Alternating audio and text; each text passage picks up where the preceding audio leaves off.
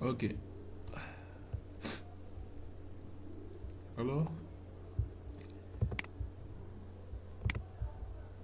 voici la partie serveur. Bon, le nom de mon projet c'est RH Panda Serveur. Alors, qu'est-ce que j'ai commencé à faire?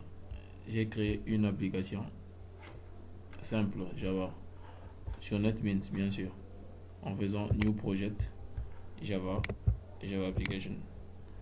J'ai créé une application simple. Après avoir créé l'application, qu'est-ce que je fais? J'ai fait un clic droit sur l'application New, Order, Persistance. Je descends jusqu'à Persistance ici. Je choisis Persistance Unit. Persistance Unit, je laisse le nom par défaut. Par exemple, là il a mis 2 parce que j'ai déjà euh, l'autre Persistance Unit. Data Connection. Si je n'ai pas encore ma connexion, je choisis ma connexion ici. Sachant que avant de faire ça, qu'est-ce que j'ai fait? J'ai créé une connexion. J'ai créé une connexion. Donc, la connexion que j'ai créée, c'est celle-là. C'est ma base de données avec deux. Il y a la table employée et la table département. Et il ne faut pas oublier de mettre des liaisons parce que si vous ne mettez pas des liaisons, ça ne va pas marcher. Ok. Maintenant, euh, là, sur le get driver, j'ai choisi MySQL dans notre cas parce que c'est MySQL qu'on va utiliser. Il y a d'autres cas, mais nous c'est MySQL qu'on va utiliser. Next. Alors ici, je donne le nom de ma base de données. Le nom de la base de données, voici le nom de la base de données. C'est cette base-là, RH Panda, que j'ai mis ici. RH Panda. Donc, si je fais le test, RH Panda, mon utilisateur c'est route, il n'y a pas de mot de passe. Je teste la connexion. Je vois connexion successful. Suivant, on va me montrer un schéma ici qui est vide. Je vais terminer. Bon, maintenant, après avoir fait ça, sachant que ici, j'avais oublié, quand vous entrez ici à ce niveau-là, c'est create par défaut. Vous allez mettre à non si la base de données et les tables sont déjà créées. Donc, dans notre cas, c'est ça aussi. Donc, on va mettre à non et on va cliquer sur terminer, sachant qu'ici, on a déjà choisi la base de données, par exemple, ici, comme ça. Et on va cliquer sur finish. Et une fois fini, il va créer le package meta-inf. Et dans le package meta-inf, nous avons le fichier persistance. Mais le fichier persistance, par défaut, ici, il n'y a pas de classe. Pourquoi? Parce que nous n'avons pas encore créé nos classes. Et si on vient dans source, ici, on ne va rien modifier. C'est juste pour voir si ça a été bien créé. Par défaut, les classes là n'existent pas, comme dit, parce qu'il n'y a pas encore de classe. Alors, qu'est-ce qu'on fait? On va créer un package nommé comme.entities.panda.entities. Donc, comme.panda.entities, on fait new. Donc, clic droit, new. On vient ici, entity class form database. Si on n'a pas order, on vient sur persistance ici. Sur persistance, entity class form database. Suivant, on va demander donc comme ça. Suivant ici, c'est ce qu'on va voir. On va faire select all. On va tout sélectionner et next finish. Si on clique sur next ici, par défaut c'est comme ça. On ne va rien changer ici. Par défaut c'est collection type. Bon, java.util.collection, on va mettre à java.util.list parce que nous on veut utiliser les listes. Alors on va laisser à java.util.list. Puis on va cliquer sur finish. Ok, plutôt, excusez, le type d'association c'est lazy. Bon, pourquoi lazy? Après, quand on va faire je vais montrer la partie cliente. On va voir pourquoi est-ce qu'on a mis lazy. Mais c'est bon, on va mettre lazy et puis on verra bien. On va cliquer sur finish. Il va nous créer ces deux tables là. C'est la table département et puis la table employé. Maintenant, quand on a la table département et la table employé, on va ici choisir, ouvrir ici, créer un package nommé service qui se trouve dans com.panda. Donc On va créer un package comme .panda.service. Et c'est là où il y aura nos interfaces. Maintenant, pour les interfaces, vous allez voir que ici, je n'ai pas mis les implémentations. Pourquoi est-ce que je n'ai pas mis les implémentations ici? Pour nous faciliter, au moment d'importer dans le client, on va juste importer ces deux classes. Oui, on va copier ces deux classes puis coller dans le client. Sachant que les deux classes, ce qu'on doit importer dans le client, c'est quoi? Ce sont des entités plus les services. C'est tout. Maintenant, dans DAO, c'est où se trouvent les implémentations. Ça même, on n'aura pas à toucher ça parce que le client n'en a pas besoin. Alors ici, nous avons dans notre interface, c'est un client serveur. Donc, il va être attaqué à distance, extend remote. Et tous les méthodes qui seront dans e-département doivent lever une exception ici. Sans susceptible lever une exception. Donc, on met un throw remove exception. Sur toutes les méthodes, on a mis throw remove exception. Donc, ici, on a une méthode qui permet d'ajouter, modifier, supprimer. Find all, c'est le nom que j'ai donné à ma méthode qui permet de tout lister. Et find one permet d'obtenir, ou bien je vais mettre find by ID. C'est la même chose. Get département by ID, c'est la même chose. Ok. Alors, après avoir fait ça, qu'est-ce qu'on fait? Bon, pardon. E-employee aussi, c'est la même chose. Donc, extend remote et puis throw remote exception. Sachant que pour ajouter, on a besoin de mettre de l'employé. Pour modifier, c'est l'employé. Supprimer, on a juste besoin de l'ID de l'employé. Et puis, on a public list. Comme vous voyez ici, c'est pas public observable list, mais c'est public list find all. Donc, après avoir fait ça, qu'est-ce qu'on fait? Nous avons créé un package comme .dao, comme .panda.dao. Donc, par exemple, comme .cours.dao, comme .devoir.dao, en tout cas, c'est le nom du package que vous avez créé. C'est là où nous aurons nos implémentations. Alors, la première implémentation, c'est i employé ample. Alors, client serveur, public class i employé ample. On voit ici à quoi? Extend unicast remote object implement i employé. C'est comme mettez avant, comme c'est une classe d'implémentation, qu'est-ce qu'on fait? On mettait directement implement i employé. Mais ici on ajoute quoi? Avant on implémente, c'est quoi? Extend, et donc il est dans la classe unicast remote object. Alors on déclare deux variables privées, deux attributs privés. C'est quoi? C'est entity manager et puis le int. Ok. Maintenant nous allons créer ici notre constructeur. Le constructeur là, c'est une méthode aussi, donc il doit avoir ça aussi, throw remote exception. Maintenant, throw remote exception. Le throw remote exception, comme on l'a dit, dans toutes les méthodes on doit avoir ça. Donc là même j'ai oublié de mettre ça. Donc dans le constructeur, qu'est-ce qu'on a fait? On a entity manager factory EMF qui reçoit persistance.create entity manager factory. Entity manager factory, c'est quoi? C'est ça, le M. Ça, c'est entity manager. Entity manager factory EMF reçoit persistance.create entity manager factory de rh.panda server.ui. Ça, où trouver ce nom là? Comme vous venez sur meta-inf ici, persistance. Sur persistance unit name, vous allez copier ça, aller coller. Ou bien si c'est sur source que ça s'ouvre ici, vous allez copier ça ici. Persistance unit name égale, c'est ça. Donc on copie ça et on vient coller ici.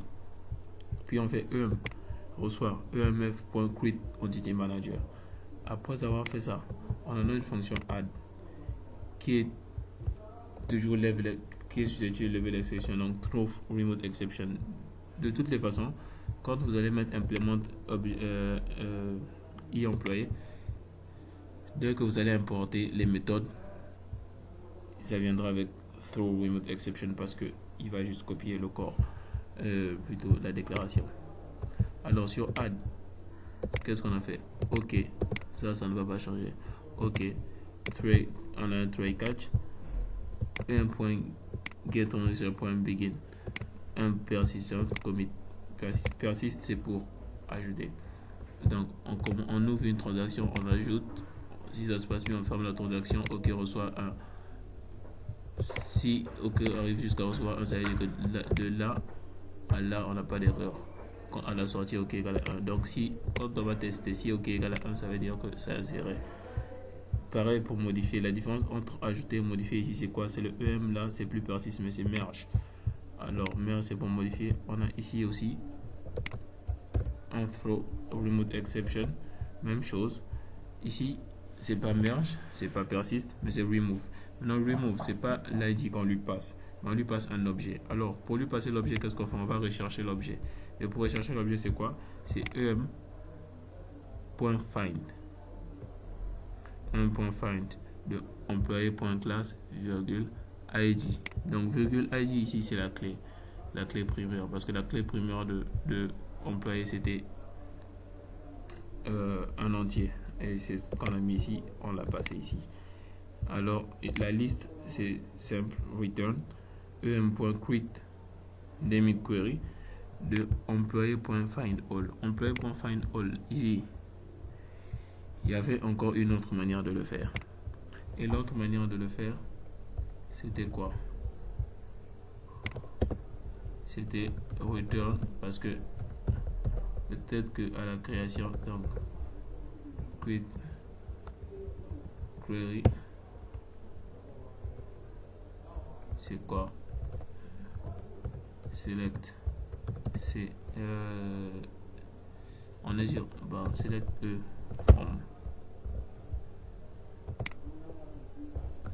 from employé where non select from employé OK, on a un point get result list, c'est ça. Donc on peut encore le faire comme ça.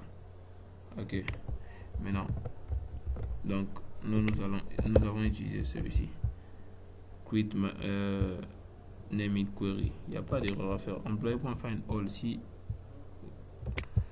vous tapez la tabulation que ça ne passe pas, vous revenez ici sur l'entité. Regarde, les name it query ont été définis ici. Donc name it query, name égale employee.findAll, c'est l'employee.findAll là, regarde. Le query c'est ça, select from employee c'est tout. Donc soit on met ça, soit on met ça, c'est la même chose. Alors si vous avez compris, pour employé c'est la même chose que pour département, seulement sur département on a une méthode ici, c'est département imp. Alors ce département imp, on avait une méthode ici, la méthode c'est find one. Donc ça c'est ce qui permettait d'obtenir un département par rapport à son numéro, par rapport au numéro de département. Par exemple ici vous pouviez nommer ça comme vous avez l'habitude de le faire, get département by ID. Donc c'est la même chose. On va retourner quoi? em.create name query de département find by depth no, ou bien encore query seulement, create query, et puis select étoile from département where ID et where depth no égale 2.depth-no. Alors point 7 paramètres parce qu'on a un paramètre ici qu'on doit tourner, et puis point get single visit parce qu'on sait que de toutes les façons c'est une clé primaire, on recherche par rapport à la clé primaire, elle est unique, donc il va retourner un seul résultat. Alors on a fini là, on a fini. Maintenant après avoir fait ça, qu'est-ce qu'on fait? On va dans notre main. OK, on va dans le main. Dans le main, ce qu'on a à faire c'est quoi? La première ligne là, elle n'est pas obligatoire, et c'est la seule ligne qui n'est pas obligatoire. Maintenant on a un registry égale locate registry.quit registry, on lui passe ici le port, numéro de port qu'on veut utiliser. Le mien c'est 1003. Le mien try catch. Le try catch c'est quoi? Nous avons déclaré toutes nos interfaces. Si on avait 4 interfaces, on allait mettre toutes les interfaces ici, 5 interfaces, 6, 7, 8, 9, 10, la même chose. Donc i département reçoit new i département imple, i employé reçoit new i employé imple, i employé, je mets le nom bien sûr. Et puis on a registre.bind, on fait le binding entre le nom réel et le nom avec lequel on pourra l'attaquer à distance. Donc ici j'ai dit que le nom avec lequel on pourra l'attaquer à distance c'est dept, alors que son nom réel c'est idept, c'est ce que j'ai déclaré ici. Même chose, on fait le binding aussi pour là. Donc si on avait 4, 5, 6 interfaces, on devait faire le binding aussi pour toutes nos interfaces. Bon, ces messages aussi ne sont pas obligatoires, ce sont juste des messages pour prouver que tout ici a été par exemple, tout a été instancié et puis livré, publié avec succès. Donc j'ai livré un message et c'est tout. Maintenant, si vous avez le NetBeans.8 de 8.2, il y a une erreur que ça va générer. Alors l'erreur c'est quoi? Attendez, tout ça ne gérez pas ça.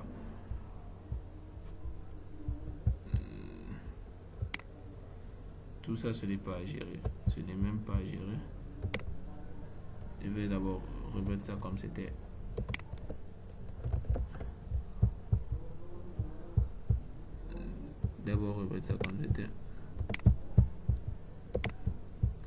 Ok. Alors,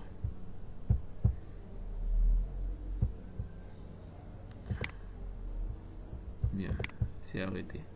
On lance notre projet.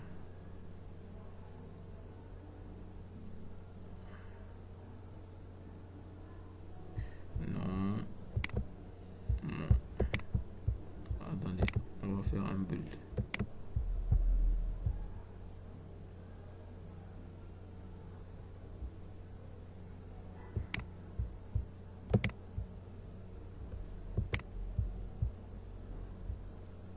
Ça, ce n'est pas faire le clean. Je vais juste montrer l'erreur que ça peut générer au début. J'ai un problème, peut-être que vous allez rencontrer. Donc, il faut déjà le prendre en compte et voir si au cas où vous rencontrez ce problème, bon, là il ne se passe plus rien. En tout cas, au cas où il y aura des rouges ici, disons que l'erreur c'est souvent quoi, release 6 quelque chose comme ça, moins than source 1.8. Ça veut dire c'est tout simplement pour dire que la version du processeur en fait c'est une erreur de peut-être NetBeans 8.2 et peut-être la version 7. Alors qu'est-ce qu'on fait? Je viens sur source, je copie le chemin ici, le chemin projet folder. Ok, sachant que pour le faire vous avez déjà fait un run et il vous a déclaré cette erreur là dont j'ai parlé tout à l'heure. Qu'est-ce que je fais? Par exemple, je lance et je me retrouve ici. Qu'est-ce que je fais? Je viens là, je fais un CTRL V de ce que j'ai copié là-bas, j'appuie sur Entrée.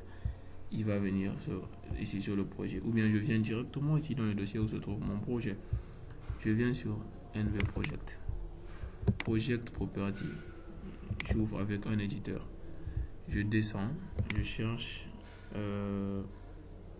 des lignes. Donc, par exemple, ici on a Java C source 1.8 et Java Target 1.8. Donc, avant ces deux lignes-là, à partir de Java C.processor path, ça c'est la première ligne. Deuxième ligne, c'est Java C.class path. J'enlève l'anti-slash. Et la troisième ligne, c'est $libs eclipse link model gen.class path. Je fais un dièse. Je mets un dièse au début pour commenter la ligne. Alors, une fois que je fais ça, je peux fermer mon fichier.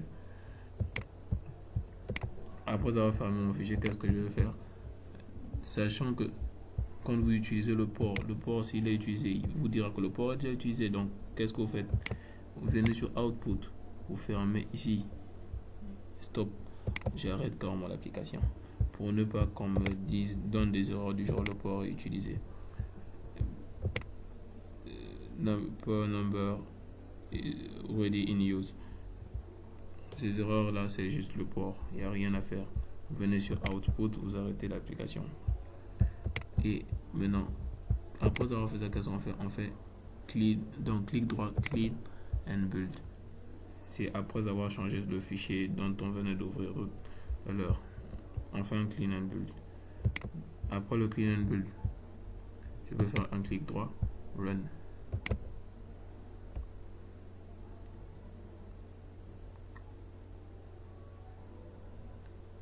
Run. En attente objet publié, en attente de requête client. Tout s'est passé avec succès. On peut voir ici. Note occurrence, login successful. Il n'y a pas d'erreur.